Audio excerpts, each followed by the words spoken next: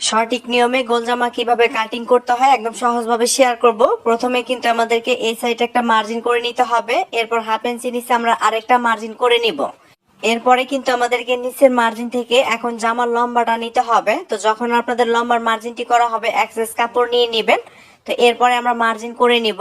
এরপরে আবারও কিন্তু আমাদেরকে নিচের মার্জিন বরাবর হাফ বডির মাপটা 16 ইঞ্চি নিতে হবে। তো দেখুন স্কেল দিয়ে আপনার মার্জিন গুলো টেনে নেবেন। এরপরে কিন্তু আমরা শোল্ডারের মাপটা নিব। তো শোল্ডারের মাপটা আমি এখানে 7 ইঞ্চি নিব। তো 40 বডি প্লাস হলে 7 ইঞ্চি নেবেন, 36 38 হলে 6.5 ইঞ্চি নেবেন। এরপরে নিচের মার্জিন থেকে সেম ভাবে কিন্তু আমাদেরকে মাপটা নিতে হবে। এরপরে কিন্তু আমরা মার্জিন করে নিব। এরপরে বডির মাপ অনুযায়ী 4 ভাগের 1 ভাগ নিবেন। এরপরে এক্সট্রা কাপড় নিবেন। পেটের মাপটাও কিন্তু আমাদেরকে সেম ভাবে নিতে হবে। এরপর স্কেল দিয়ে মার্জিন করে নিবেন। তো দেখুন মার্জিন গুলো টানা শেষ হলে এরপরে কিন্তু আমরা এভাবে কোনা বরাবর মার্জিন করে নিব। এরপর কোনা থেকে 1.25 ইঞ্চি নিয়ে আমরা কিন্তু সুন্দর করে শেপ